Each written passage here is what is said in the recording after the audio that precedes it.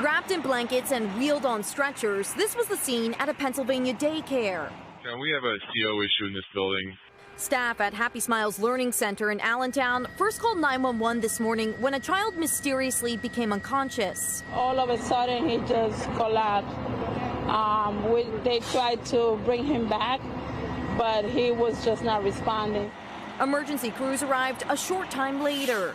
They got the meters and quickly realized we had high levels of CO in the atmosphere. Immediately evacuated everyone from the structure.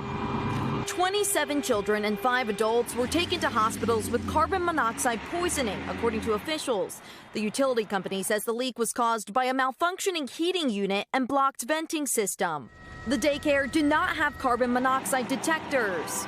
The director says she had started to make calls about installing them to comply with the city ordinance going into effect later this month, requiring such monitors in daycares. It's shocking that its timing is like this.